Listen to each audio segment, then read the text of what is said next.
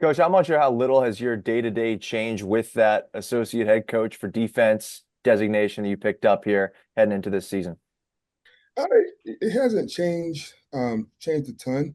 Um, to be honest with you, I spend some time just having creative ways to bring energy out on the practice field. I try to be intentional about what I'm doing with the guys, just to really make sure they're in the right headspace um, to get ready for practice. We're just talking with Xavier Arrington. What kind of year is he primed for now, stepping into the spotlight and getting to start nose guard as a junior? He's been working for this moment here for the last few years, playing behind Landon and really learning how to play the position. Um, and he's really took full stride with it. The biggest thing with X, just to know that just be yourself. We're not asking you to be somebody that you're not. Play your game, play your style, um, and you will have a lot of success in their force. What was it like for you personally to see the success Landon had in his preseason opener against the Lions? Not just play, but make a legitimate impact. Oh, it was awesome. Being able to see that. Um, I watched the entire game. I was sitting on my back porch, and when he made that first play and he forced the holding call, which eventually led to the score for the Bengals. Gosh, I might have yelled so loud that my neighbors probably wondering what the heck is going on. you know, but it's exciting to see the success that he's having, just to know where he came from, and just to see him step up into the forefront and do those is amazing to see. Thanks, Jerrick. Yes, sir. We're doing three questions each. Wags. Well, Xavier Arrington, I mean, obviously, it's you can't replace Landon Robinson. But what does Xavier bring to the table in your view? What are his attributes? What makes him good at the position? What has he done to earn the spot atop the depth chart at the moment? Well, X, we call him X. He has become a student of the game, um, and it was this time last year, going into his sophomore year, where I started to see the change in him, just the maturity part of it. Um, he's well into his playbook. He knows where his space is out there on the field. He plays with great leverage. He's very powerful, and those are the things that he's been naturally gifted with to be able to go out there and have success. And we all know we play against a lot of bigger guys in the league. But with his again pad level, his strength, and all those things, and his knowledge of the game is really going to be able to keep him, one step ahead. I know Landon didn't come off the field a whole lot last year. What would you say Xavier's average game repetitions? How many plays per game was he getting? Off the top of my head, possibly maybe 5 to 10. Right. And really, it was whenever Landon needed a blow, he would either tap his helmet or he'll let me know between series. Coach Hall, I need one. And I have X go out there and spare him. But Landon was in such great condition. It wasn't really a need at the time, but he's ready. He's ready to go. Well, that's what I prefaced that by this question by asking that. He said that probably one of the number one things he's had to work on during the off season to prepare to becoming a starter is improving the gas tank. He's going to have to go deeper into the tank, more reps that he's not accustomed to. Can you talk about that? Yeah, we've had that. We had to talk back in the spring. I'm pretty particular about my guys and how much they weigh in relation to their size. And I think we have a really good weight for Xavier to play at. And he's also been working on his nutrition with Scott and Coach K over the summer. And I've seen that now with him to be able to play some extended minutes we was able to go out on Saturday and scrimmage out to the stadium where we was out there for some extended minutes for him to get out there and really kind of feel what it's like to play, more than 4 or 5 reps at a time, And so we're going to continue doing that with him, working up to our first game. And in your view, I mean, obviously Landon was a unique type of nose guard who could not only hold the point of attack, take on double teams, but then also get penetration into the backfield and make plays. Are you, trying to start with baby stuff and tell Xavier, let's just do our job first and foremost and hold that point of attack? Or do you, demand that a nose guard be a guy that's wreaking havoc in the backfield? Well, I feel like as long as you are playing fast and without a fear of failure, the things that our scheme allows the nose guard to do, certain techniques that we teach our nose guards, I feel like that will happen for X. As long as he do those things. The biggest thing with Landon was he was fearless, and being fearless allows you to play super fast and violent and playing physical football. And so those are the types of things this fall camp that we've been working on with all the guys, and I think as long as they continue to apply that going into the season, I'm very optimistic that we'll be seeing those types of plays being made. We'll go to the great Chris Lewis from CBS Sports Network. He'll be on the call for the first game this year against Towson. Chris, good to see you. Way, great to see you. Way too much credit there. That is for sure. But great to see you guys. Excited for, as you mentioned, the week 1 there. Just kind of along the same line of questioning, you guys have hit the theme that I wanted to hit was, a lot of it is Landon moving on and what's behind there. And like my question was more of the leadership. I mean, from talking to him last year, he took so much pride in setting the tone from a leadership standpoint. I was kind of wondering, can you kind of still see the impact of his leadership now that it's been months later with a new group? Do you still kind of see that leadership impact that he had all of last season in this new group? Oh, there's no doubt, and Landon did a great job of passing the torch. He was obviously he was a team captain, but he was a mentor for the guys in that defensive line room, and those guys are hitting it with full stride. We have several seniors, in that room, and so the leadership there, it's not going to die down at all, and so from that standpoint, it's going to be more Landons in that room. I guess that's what I'm trying to say with our senior leadership and those types of things. But he really set the stage for those guys. The biggest thing is just being positive, being the same guy every day when you come in from meetings and practice. Never too high, never too low. You got that blue collar workman type of approach that we bring. No matter the circumstance, the standard is always going to be the standard. There we go. And then just the last one for me. I know, with the opener, a lot of teams try to get a lot of guys out there, get them that game reps. Since I'm doing the opener, I was wondering if there's anybody outside the top of the depth chart that I should have my eye on for if they, were to make a play in the opener, like somebody who's really either been impressive or has a good story, or somebody who's really stood out to you outside the top line. Yeah. Well, to be honest with you, like right now we're still in camp, and there's still guys that are jockeying for positions. We're still in the middle of developing guys. There's several guys that we have that I'm excited about. Because they're making progress. And so with Aiden Isaac, he we call him Ziggy. He was out most of the year last year. He's having a great camp. Obviously, we've talked about X earlier. He's having a great camp. Ikena Azarumba is having a really good camp. That's a name that we haven't heard yet. and Chris Hirak, as well, who's been emerging. So,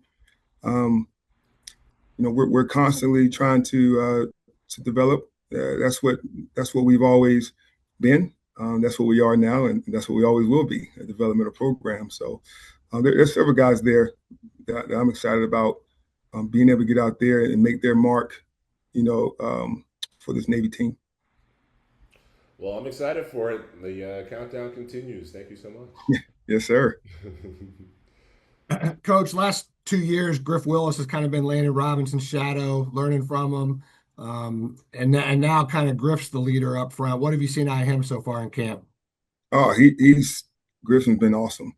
And is not necessarily going to be that vocal leadership. Landon wasn't a super vocal guy, but what Griffin does is he come out to work every day and he sets the example from an effort standpoint, from a fundamental standpoint. He sets the example for a lot of younger guys in which he can say, here, this is how it's done. This is how Coach Hall wants it, and so he's been awesome. And I'm excited for him going into his senior year as really a 3-year starter, so I'm excited for him as well.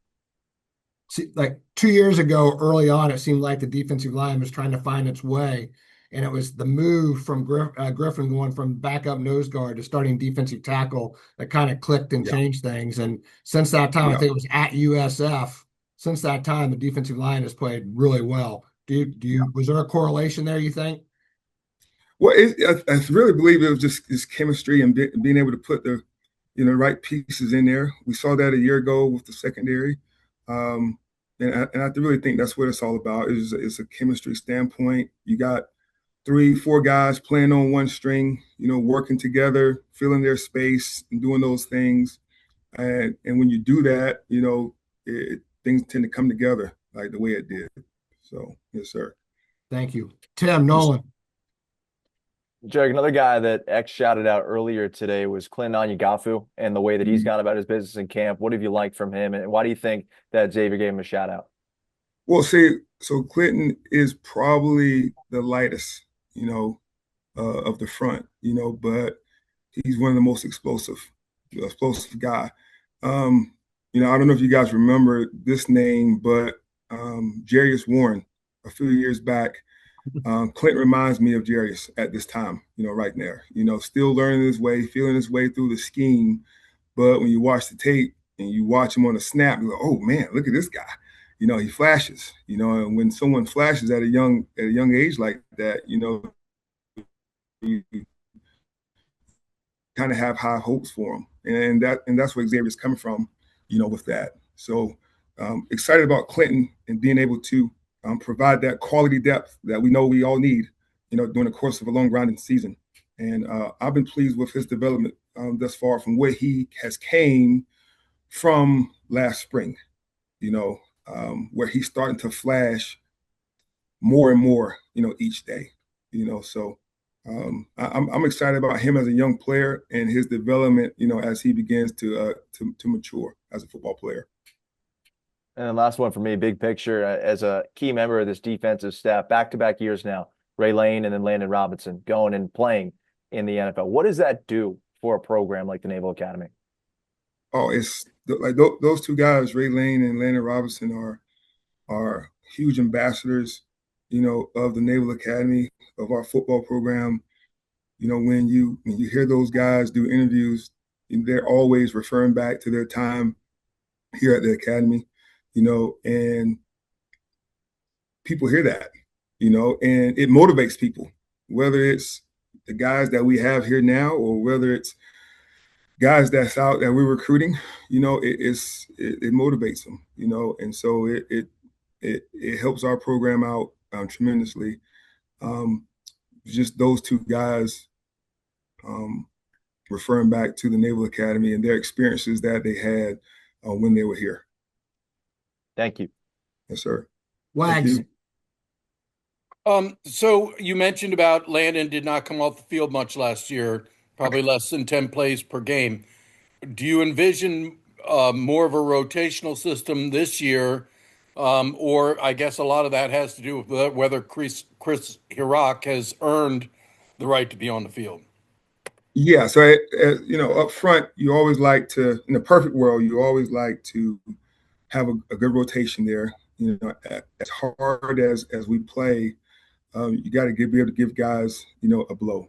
And so as the position coach, I'm always working to provide that quality depth so that we can play 6, 7, 8, 9 guys to be able to come in and perform, and there's not a huge drop off from one to the other. And that's what camp has been about.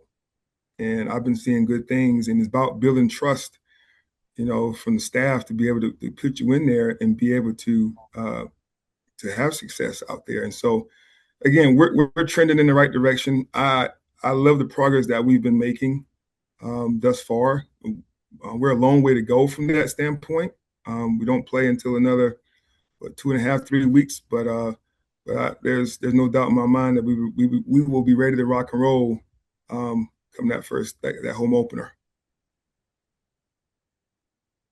You're muted, Wags. Griffin Willis is your position captain and also a guy that's played a lot of games, been basically a 2-year starter here. Mm-hmm. Do you envision him having a great senior season, and what it has, the type of leadership he's brought to the defensive line room?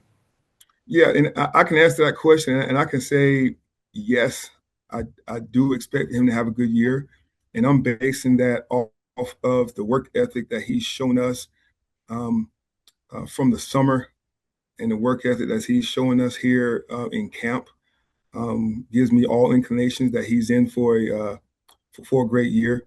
And we're gonna need him to be at his best. He's a senior. And this goes back to when I was playing ball. And my head coach just tell us seniors got to be able to play their best ball in order for a team to have success, and that's the way that he's trending.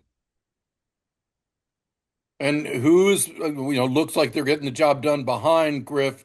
Is it Matt Reyes? Or I think the other day at practice I saw Jaden Brock out there and made a play or two. Yeah, so Matt Reyes right now, another senior, is playing behind Griffin right now, and Jaden Brock is repping at defensive end. Matt has always been solid. He's sturdy. He's a big body in there for us. He knows exactly what to do. Jaden, has all the tools in the world. He's still learning the game. He's a young one. He'll be a sophomore, but he's big and he's long, and he plays hard. Chris Rock in there that we mentioned earlier, and then we have a couple of young pups that's been repping with Brian Hall at defensive tackle, behind Reyes, and Clinton's behind there too. So those guys are still battling, and competition brings out the best in all of us. And it's been great, Wags, to be completely honest with you. I love working with young guys, just to be able to see them grow and develop, into the players that I know that they can be, and it's fun, and that's why I love doing what I do, because of guys like them, So it's Naval Academy football, and that's why I love being here. Love working under Coach Newberry, who gives me the opportunity to be in the forefront and take leadership roles. And those types of things. To me, this is what this profession is all about. Thanks, Coach. Yes, sir. Chris Lewis. I'm all good. I appreciate it. You've answered everything that I could have ever come up with. So best of luck with the rest of camp, and looking forward to seeing the group coming up. Yes, sir. I appreciate that, Chris. Yep. Coach, this is your 8th year at Navy. What did it mean to you when Coach Newberry named you associate head coach of defense? Oh, it meant the world to me. I have so much great respect for Coach Newberry. I was thinking the other day, I've been with him now for just about almost half of my coaching career, from being here for 8 years and then our time at Elon together. And I'm just honored to have him trust me with a position, like that, to be in a leadership role, to be able to be an ambassador for his culture. And make sure that the elite eat never lacks, and it always stays the same, because that's the building block of our program. And it's a blessing to me to be able to walk out there on the field knowing that I have the trust of Coach Newberry. You mentioned Jarius Warren as a comp for Anyafu. Another guy I was thinking about, and you can tell me if I'm way off base, is Denzel Polk a little bit. Oh, yeah. Yep. Does that make sense? I mean, Very similar. if you can get Denzel, if you can get another Denzel / Jarius Warren out of Clint, we'll be in good shape. There's no doubt. Guys that are right around the same size with the same type of explosive ability, can be dangerous out there. And then one more. A lot of people know you played at NC State, and correct me if I'm wrong on this, but I'm pretty sure you played at Navy Marine Corps when you were at NC State, and actually got hurt pretty bad and was airlifted out of the parking lot at Navy Marine Corps to the hospital. Is that true? Am I remembering correctly? Yes, you're right. In the first quarter, I was going to tackle fullback dive, and I ended up getting leg whooped by my own defensive tackle that I was in there with. I remember every time I walk out to Navy Marine Corps, I see the same spot, and I always remember, about that day, how it happened. I got the helicopter ride out to the hospital and those types of things. So it's a memory that's always going to be in my head, here. So, and it's kind of surreal though, being back here after all this time and still being able to kind of relive those things. So, but it's cool. It's cool though. It's a good story for you, that Wags. memory with a smile on your face is like that. All's well that ends well. That's right. I'm a firm believer of things happening for a reason, and it happened for a reason on that day. So did you end up coming back and playing that season? I did. I played. I came back the next Saturday versus Wake Forest home game started. Oh, wow. Okay. That's why all of our defensive linemen are tough. Coach Hall. Yeah, he learned it from Buddy Green, who wouldn't let him. He made you play injured. There's no doubt about that. Any other questions for Coach Hall? All right. Thanks a lot, Coach. Great job. Thanks, everybody. All right. Thanks, guys. It's a pleasure.